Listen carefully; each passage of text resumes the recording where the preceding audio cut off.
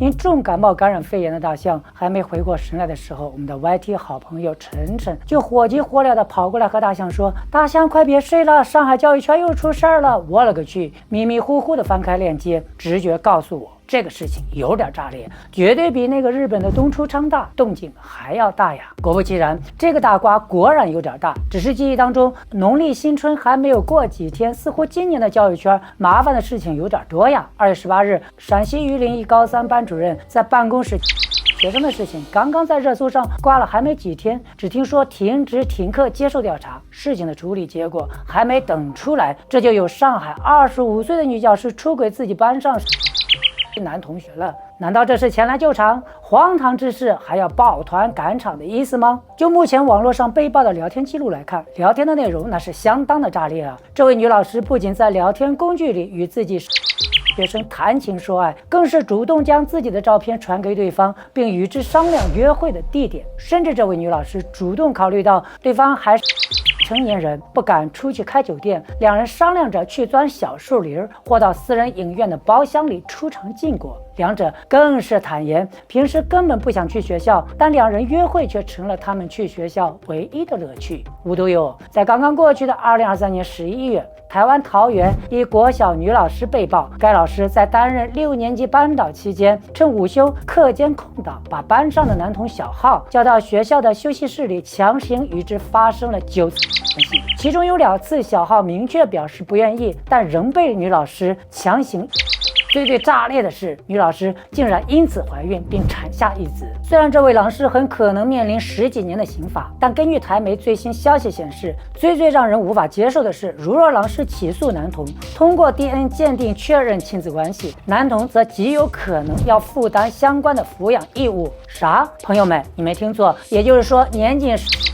自己还是个孩子的小浩，要对自己都不知道自己已经存在的儿子负起抚养义务。这真的是没有最离谱，只有更离谱。大老鼠给花猫当伴娘，这几位老师真的是太荒唐啊！今天我们就一起观察这2起女老师离谱色之事件，是什么让他们在本应纯洁育人的环境里无法自持，荒唐频出？又是什么竟让他们向自己的学生伸出魔爪？法律之下如何定义他们的行为？他们又会为此付出什么样的代价？或许结果真的会让您大跌眼镜呀！鼓励大象，马上开始。强迫发生关系是在。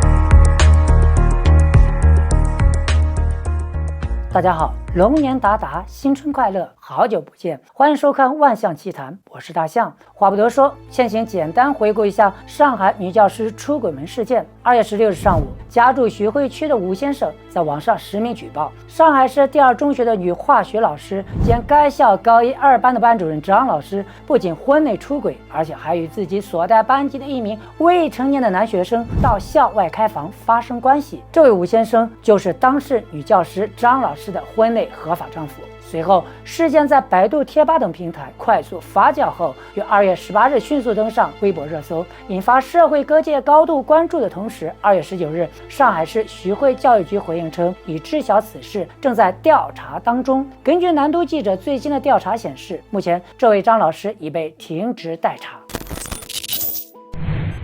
单从聊天的内容来看，如果我不告诉您这是一位女老师与自己学生的聊天记录，你是万万不会相信的。这分明就是一对热恋男女的焚身密档嘛。由于内容太过露骨，以免被平台黄标，我只贴上其中的几段对话，大家可以自行暂停观看，我就不念出来了。但有几个关键的内容触目惊心之下，我们还是有需要特别指出，这位张老师在明知自己的行为会为当事学生造成严重后果的情况下，还继续不断的用挑逗性的言语和照片撩拨学生，并放任与之发生关系。最为讽刺的是，这位女教师非常明确的知道他们的聊天记录会是一个定时炸弹，一旦被人发现，后果不堪设想，并多次叮咛男学生聊完就删，只是她自己还没来得及删除的情况下，就被自己的丈夫发到了网上。其次，在当事学生回应的内容来看，学生本人是知道自己的老师是已婚人士，并在聊天天当中直言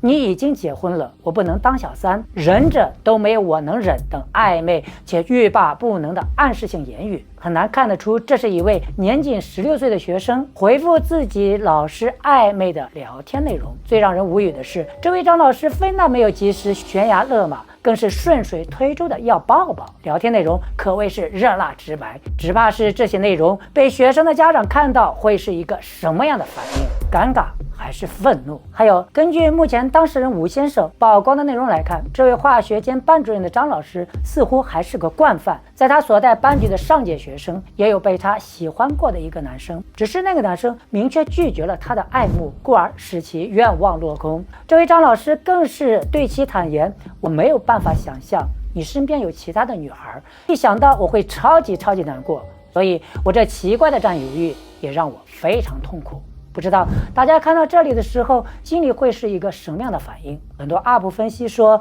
这女老师是典型的出轨性人格，也不说这个所谓的出轨性人格在学术上并没有严格的定义，我们在此就单纯的说一说这个女孩为什么会一而再再而三的在自己已婚的情况下喜欢出轨自己的男学生呢？很多人说事件中的女老师从心理学上来说很可能是在童年的成长过程当中缺爱造成的，但大象倒不这么看。我倒觉得这位女老师说话的方式倒不是一个长期缺爱的行为模式，反倒像是一个万爱成灾的幼稚大女孩，胆大妄为而又不够成熟，先主动引导自己的学生与自己恋爱并发生关系，而且能够考虑到自己的行为一旦爆发会给自己带来毁灭性的打击，但就是控制不住自己的欲望。从小到大，家人给他的爱够多够烂，进而不懂得收控。朋友们，你会不会也有这种知觉？这种女孩一旦过了30岁，非常容易喜欢上比自己年龄小的男孩子，用以证明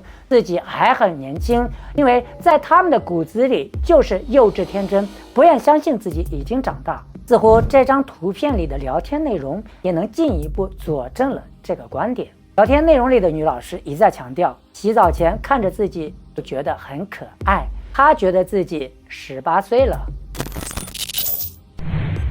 公开资料显示，涉事女教师本科毕业于华东师范，后被保研至香港中文大学，并顺利获得教育学硕士学位。留学期间不仅成绩优异，并多次获得师范生教学基本功比赛1等奖。这事件一同被曝光的上海市第二中学，更是上海当地一所高级实验性师范高中，学校的入职门槛同比较高。事发后，虽然上海市徐汇教育局迅速对事件作出回应，确认女教师已被停职，并强调将依法依规严肃处理，但事件的曝光还是在社会各界引起诸多非议。根据红星新闻记者于2月20日的新闻报道，涉事女教师已向当地派出所反映隐私被泄露的相关情况，似乎派出所的警员并未立案。很明显，这与曝光事件人的身份有着密不可分的关系。这里就牵扯出举报者公开过错方的聊天记录算是泄露隐私吗？换句话说，这是张姓老师与吴先生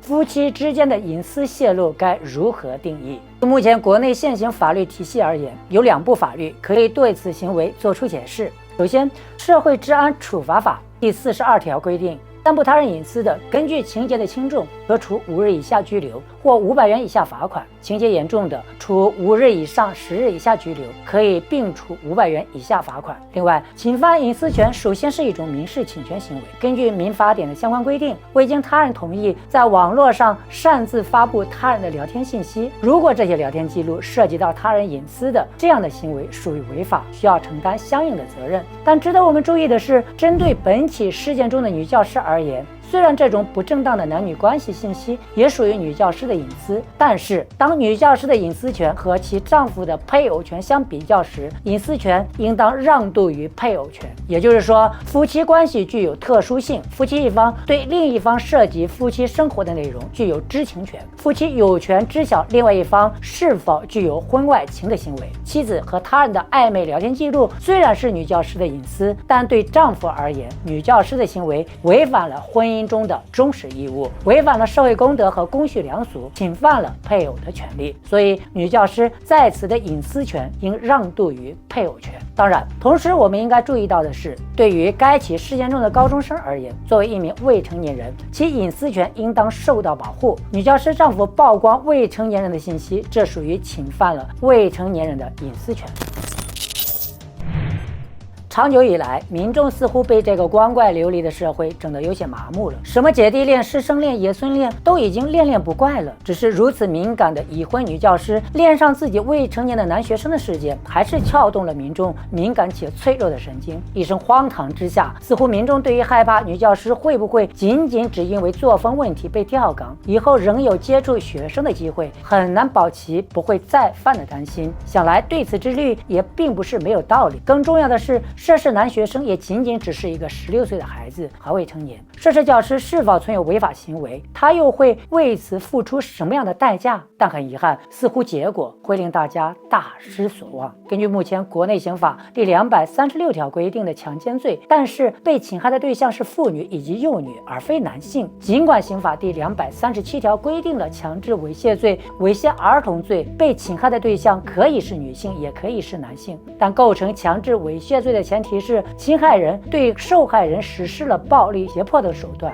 猥亵儿童罪，不论受害人是否自愿，只要受害人是儿童，但要在14岁以下，就可构成猥亵儿童罪。但具体到本次事件，受害人是男学生，所以女教师不构成强奸罪或诱奸。而且根据目前披露的信息显示，女教师未对男同学实施暴力或胁迫，所以女教师不构成强制猥亵罪。由于男同学不是儿童，所以女教师不构成猥亵儿童罪。综上，女教师的行为很明显并未达到入刑条件，但会受到教育行政部门学校的内部处分。另外，特别值得注意的是，整起事件里，我们还需要考虑的是女教师是否使用了欺骗、利用的手段。如果女教师没有使用任何手段，而是男同学主动追求的老师，或者两者双向奔赴，那么所谓的诱奸很难构成了。怎么样，朋友们，惊不惊喜，意不意外？也正是因为这些法律条件的限制，网上有部分 UP 开始公开谈论什么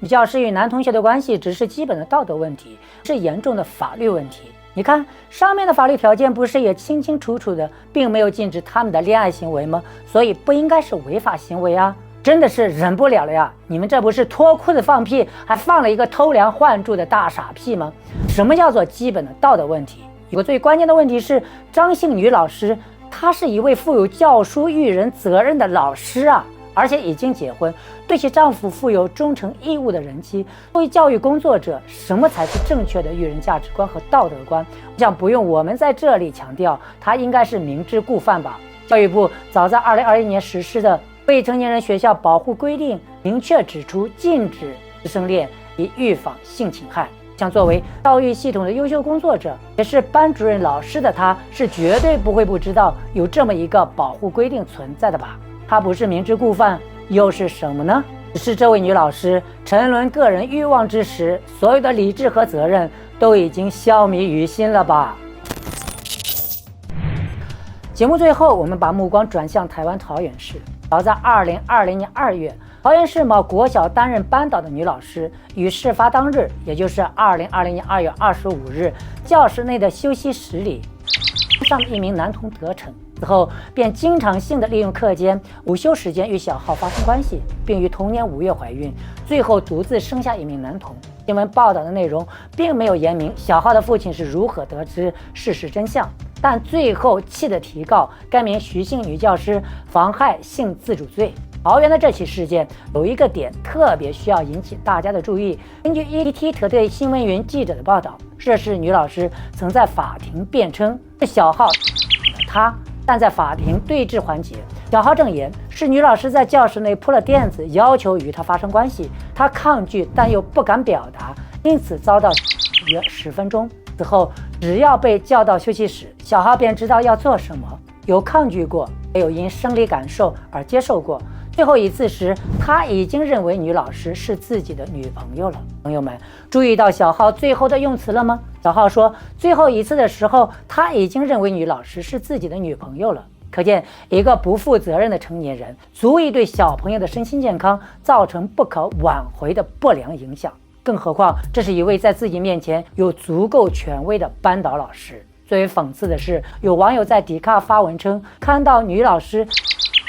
从怀孕产子的新闻后，意外地发现这个女教师居然是自己的国小老师。这名网友透露，以前在学校放学时，这位女老师都会在学校门口张手讨抱抱。班上的其他同学也证实，她是我们的班主任，常常提倡大家出社会后不要上社会新闻哦。但很遗憾，如今这位女老师不仅自己亲自示范上了社会新闻，还是用如此炸裂的方式来面对她曾经教授过的学生们。根据联合新闻网的相关报道，女老师2020年后因校方通报性平会而停职，未来终身不可聘任。女老师离职后独自抚养孩子，至今也有2岁多。但因徐姓女老师对未满14岁男子强制性发生关系，法院判处徐女士17年6个月刑期。如若入狱，2岁大男童将无人抚养。但有律师指出，依照台湾地区现行民法第1067条认领之请求，只要有事实认定生父身份，且生母向生父提出认领之诉，如今已经是高中生的小浩，就算不想认领孩子，也有可能被法院判生父认领，必须负起抚养责任的几率相对很高。怎么样，朋友们，惊不惊喜，意不意外？前有上海女教师出轨男学生，